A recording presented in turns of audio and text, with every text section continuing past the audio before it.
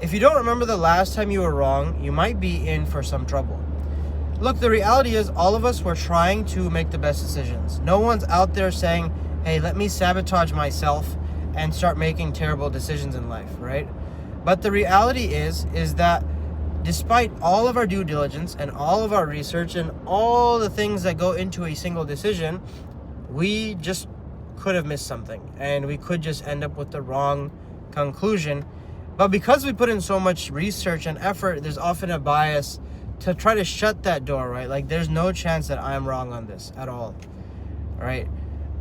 And if you could imagine a situation where a person knows that they're wrong, they would want to resolve this as soon as possible, because there is something in psychology known as cognitive dissonance, right? And that's when your beliefs and your identity does not match up with your actions.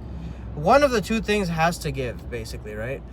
Either the action has to go or the belief has to change. And this is really where Shaitan starts to step in.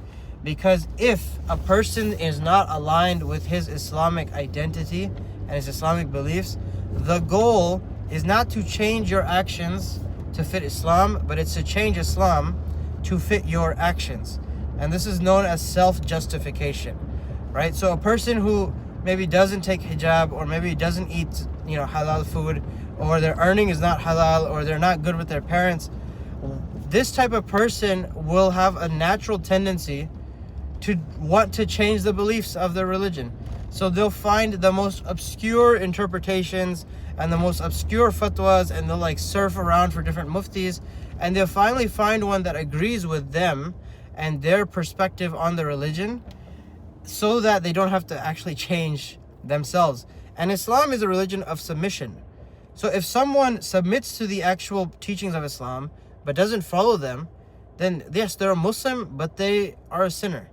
But if someone changes the religion, well, this is a brand new religion. It's not Islam anymore, right? And so this becomes very, very dangerous, and we need to be very careful not to be doing the self-justification to gratify our actions. The way to avoid this completely and totally is to take yourself out of the picture. Take your opinions from a set person, right? And preferably pick someone who is on one of the 4 schools of thought within Islam. So Hanafi, Shafi'i, Maliki, or Hanbali, so that there's not just one opinion, but there's 100,000 opinions behind the one opinion. And in this way, you have taken away the uncertainty within your religion. Listen to them, take their opinions, and follow the religion as they teach it.